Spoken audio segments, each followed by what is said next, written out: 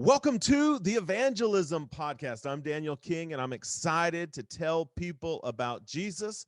I have a special guest today from the snowy north up in Canada, Brad Meyer. Thank you so much for joining me today. It's good to be with you, Daniel. Always good to connect with a fiery evangelist like yourself. We've been friends for a while now. I think originally Dr. LaDonna Osborne introduced us, and you came down here to Tulsa to one of the meetings of the Soul Winners Alliance, a group of evangelists that I have here. And then together we went to Brazil and got to participate in a great crusade there with my friend Rubens Cunha.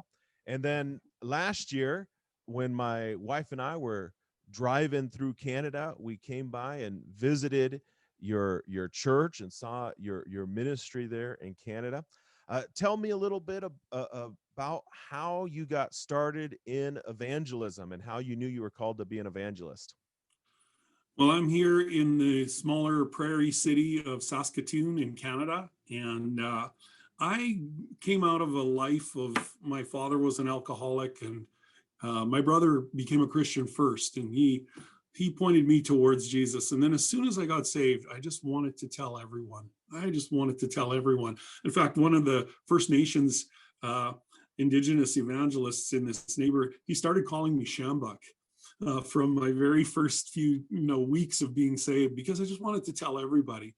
And so I was offered a position in my local church. I was going through university, and my church said, we want a campus minister. We want somebody who will reach out to the university that you just spent 4 years. I got a business degree, and I spent 4 years getting this degree and cared more about winning souls than I cared about getting the business degree. But I did okay, and I got the degree and finished it. And so he gave me this position in my church part-time. They sent me to Bible school in the morning and doing outreach in the afternoon. So we just started setting up outreaches from this local church. It was a sort of a bigger suburban church, and we just started setting up outreaches to the streets and to nursing homes and to hospitals and to prisons. And we started a drama company, and we were reaching out into educational institutions. And before you knew it, we had 250 outreaches a year coming from this local church. And we were just going everywhere, including the campus that we started, that was the initial goal. And so I ended up becoming full-time as this outreach director, and just whatever there was a way to mobilize people into reaching souls, and I was all over it. And so we did that for many, many years. We planted an inner city church, which is where I am now. This is my office at City Center Church, which is in the rougher part of our city. And so we planted this inner city church close to 20 years ago now. And we continue. It's a little tougher in this COVID season to get out into those public places. Our prisons are not allowing us in right now, and going to the streets is challenging when it's cold in Canada, but nevertheless we find ways to reach out. And so out of that context of doing so many outreaches, God began to put on our heart, you need to take this into other nations. And so about 10 years ago, we birthed what we call Canadian Fire Missions. And so we started to go in the context of not necessarily going and doing big crusades, but helping local churches with their outreach efforts, because that's just really what I am. And 30 plus years of doing this and setting up outreaches in churches. And so the last 10 years or so, been to 35 nations, and just helping churches with their outreach efforts. And then we have done some crusades, and I've been, pleased to join you in a crusade there in Brazil a few years back. And so we'll do that when the opportunity presents itself. But for the most part, my heart is towards evangelism coming out of local churches. And so I believe there are local church evangelists in every local church. Just like God puts feet on the body, I believe he puts feet in local assemblies of believers, and there are always those ones who are fired up, they're passionate about souls, And my heart is towards those people because I were one of those people. And so just releasing them and mobilizing them and taking them into, the places where God has called them to go, whether it be a prison or a children's outreach or whatever it may be, just getting behind those people who have that evangelistic call in their life. That's my passion as an evangelist right now in this season of where I'm at. Let's talk a little bit about doing evangelism in the context of Canada. What are some of the things that you've seen that have been successful in reaching people for Jesus in Canada? I know it's very different going overseas. There's certain things you can do when you're overseas, but what are some of the things that you've done and you've encouraged other people to do in Canada? People are people, and no matter where you go around the world, people's needs are not that much different, regardless of where you go. Now, we planted a church in the sort of the toughest part of our city. There's a lot of people on welfare, social assistance or welfare in the just the direct vicinity of our church, and so they may get a government check or some form of assistance. But in many cases it's gone, and it's gone towards addiction. What I like to do with churches is I like to do almost like a little bit of a neighborhood inventory and just start to see, hey, how could you tap into some of the needs that are right there in your neighborhood? And so for my own local church, where I'm part-time in my own local church, still as an outreach director in my church, we saw that some of the biggest needs in our community were like poverty and addiction. And when poverty, it really related to food. We found that if we fed people, we'd get people. And so we do lots of food type outreaches, big Easter and Thanksgiving and Christmas dinner, with turkey dinner and such. We do barbecues in the warmer times of the year where we'd get 300 and 400 people on the side of our church in our parking lot and just giving away free hot dogs and hamburgers, but always with the context of, we're going to give you this food, but we're going to tell you about Jesus. And so we would do many sorts of food type outreaches. And then whatever we can do to help people get out of their addictions. See, these are the two big needs that I saw. Now you might be in another neighborhood where you might see that maybe divorce is a big issue in maybe a suburban neighborhood.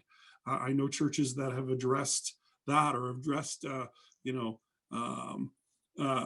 marriage struggles, those kinds of things, maybe financial pressures that maybe a businessman is facing. And so the context of a local church's neighborhood might define, what might be the best outreaches that they could develop, because they need to know the people that God has called them to reach. And so we stepped into that by maybe doing, like I say, a bit of a neighborhood inventory. What are the needs of your neighborhood, and how could you as a church, how could you as believers reach out and touch those needs? Because that's when people hear. They hear the gospel when we tap into those needs in their lives, and those things that those emptinesses that we can speak to those things. And you've done a lot of traveling in the last 10 years overseas. You said 35 different nations. Share with me some of the testimonies of what you've seen God do in the lives of people as you've gone to these different nations. Because I'm not necessarily a guy who does crusades, and that has often been the context of who an evangelist is. Evangelist, who's an evangelist? Oh, he's a guy who does crusades. And so I'd get some of my supporters sometimes asking me questions. They'd say, like, how many people did you win to the Lord in your crusades over there? And I remember I just came back from a Eastern European nation, and I was in Romania. And my heart was really towards evangelists. And I think I spoke in 7 or 8 local churches. And in every one of those churches, I made a call. Who are the evangelists in this churches? Who are the ones who you have this burning passion in your heart? I want to pray with you. I want to connect with you. And in those 7 or 8 local churches, there were 10. And that's not a big number. I know evangelists like to speak about big numbers, and we like to say we led 10 million people to Jesus. And I came back, and this person was pressing me for how many people did you win in your crusades? And God just told me, tell her 10. She says, 10? But I said, I found 10 evangelists that I could multiply myself into.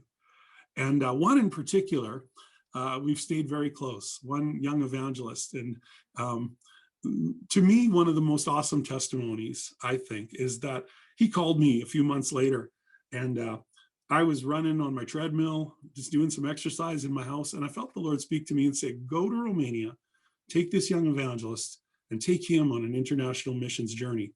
So together we went, and we journeyed into the neighboring nation of Moldova. So we preached together in Moldova. And then about a year later, he called me out of the blue one day, and he says, hey, Brad, guess what? I'm taking a team to Moldova myself.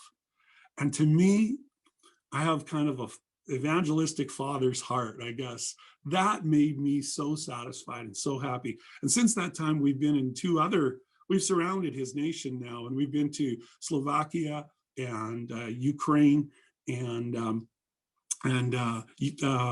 Hungary together. And so Levi, if you're on, he's in this group. And so Levi, if you're listening today, I'm talking about you. And so it's been great to see, us multiply ourselves. And I could tell that kind of story in Tanzania and Nepal, so many different nations where God has just knit my heart together with young evangelists who maybe didn't have somebody who shared their passion or understood their calling, and yet they've had someone then who could link arms with them and just say, let's go harvest together. And so I think that's so important, because I had the same thing happen to me. There's a well-known evangelist in my province in the Christian and Missionary Alliance denomination.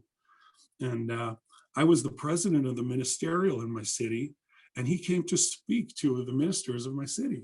And I thought, wow, this guy has a passionate evangelistic heart. How come I don't know him? And he's from another city in my province. So I said, let's go for lunch tomorrow. So we did. And what was supposed to be a 1-hour lunch meeting turned into a 4-hour hanging out together. I came home, I was on cloud 9, and I realized spending time with another evangelist, I got more out of that than going to 5 conferences. It just was so energizing and so uplifting to me to share stories with him and then hear his stories and share my stories. And we understood each other. And I thought that, and so that set something off in me, that you need to go help other evangelists as much as you can around the world and connect with them and just, link arms with them and learn from them, teach them what you know, learn what they know. And it's been an awesome journey. It really has. I think that's a tremendous insight. I think having relationships with other evangelists is one of the keys to really stay healthy as an evangelist. Sometimes evangelists, they go on a trip overseas and they see thousands of people get saved, and they come home, and people in the local church don't really always understand the excitement of seeing all these people getting saved and the miracles and everything. Mm-hmm. And so it's really important for evangelists to have relationships with other evangelists, to sharpen one another, to spend time with one another. And I just feel in this conversation, I'm excited just talking to you, and it makes me want to go do some more evangelism and take a trip together and do something for Jesus together. That's what happens when one person's on fire. That fire spreads from person to person, and you can put other people on fire. So you really have a passion for raising up other evangelists and pouring into other evangelists and helping evangelists to develop these relationships. So you started a new group called LIFE, which stands for Local and International Fellowship of Evangelists. And so tell me a little bit about the group and who's invited to be a part of the group and what your vision is for this LIFE group. Well, my passion is, as we've already been sharing, to just, mobilize and motivate and encourage and, exhort those who have that evangelistic calling. But I think one thing that's unique about this LIFE group is that it recognizes the local evangelist. And that L in life is the local and international. There's people who are doing some international things, but right in my city, there are 15, 16, 17 people that I connect with that have different forms of an evangelistic call in their life. And I love it. I love connecting with them. And it could be anything from a children's minister to a prison chaplain. And see, sometimes people just need that confirmation that someone else comes alongside them and say, you know what? You are an evangelist. And they were like, really, me? Yeah, you. And then that just sets them on fire to go do what they're called to do. I remember one time I was preaching in the Philippines, and I often will pray over people's feet. I'll get down on my knees, and the Bible says how beautiful are the feet of those who bring good news. And I just, I've always felt, the evangelist, you're like the feet of the body. And just as a symbolic thing, I'll get down on my knees and I'll pray over the feet of people. And so I'll often make a call in a church for people to come and we'll pray over their feet. And as I was praying, sometimes you'll end up prophesying and you'll end up saying something. So I'm not even seeing their faces. And there was this skinny girl, and I started to speak over her that you are a nation changer. You are a life transforming evangelist. And the whole church started going, whoa, like, wow, like, how does he know this? It turns out this young girl, I love meeting people like this. This young girl, she would go and buy containers of rice, and she'd go on a jeepney, the form of transport in the Philippines, and she'd jump on a jeepney and she'd preach to the jeepney drivers, and she'd preach to the people who would ride those forms of transport all day. And she just shared Jesus with people day in and day out. And she seemed so meek and mild and almost crying when I was praying for her. But when she'd get out there into the world, she was like bold as a lion. And she just received affirmation that day that she absolutely needed. And we've stayed connected. I believe she may be on this life group as well. And so it's good to make those connections. I remember a cab driver in Israel, ministering in Israel, a taxi driver who does nothing but share the gospel. He says, I don't care if it's Jewish, Muslim, Orthodox. He goes, I don't care. He goes, I preach Jesus all day, every day. I thought, That sounds like an evangelist. Exactly. I said, that taxi driver is probably more of an evangelist than many evangelists in the world, just because he shares Jesus day in and day out, every day. And when I meet guys like that, I'm thinking, yeah, I found my people, I found one of my own. And so my heart is towards connecting. We set up a Facebook group. We had a more informal group before the Facebook group in terms of people who wanted to sign up and just become like a life member or start a life chapter in their city. And so we've done a little bit of work towards that.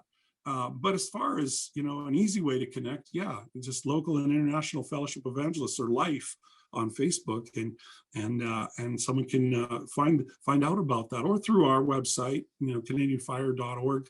A person can find out more about connecting with other evangelists and learning from them and growing. I learned so much from you, Dr. Daniel. I really did. You're younger than me, but you just had opportunities that I've never had. And so I've got a good evangelist friend in another part of Canada, and he says this all the time. He says, your mind is like an elastic band. And once it's been stretched out, and it's been exposed to new things, it can never return to the state that it was in before. And that's what happened when I went to Brazil with you, is I thought, I should be doing more crusades. I should be doing what Dr. Daniel King is doing. I should be doing this. Just here in Canada, though, where have I been exposed to that? Nowhere. I haven't had, but you're in a city where you've had T.L. Osborne and you've had so many great evangelists coming out of Tulsa. That's an advantage you've had that I haven't had. And so I learn everywhere I go. I always want to be a continual student, and if I can be a teacher to others, then let's do that. Let's help mobilize young evangelists, old evangelists, and move around the world and bring Jesus to people. Amen.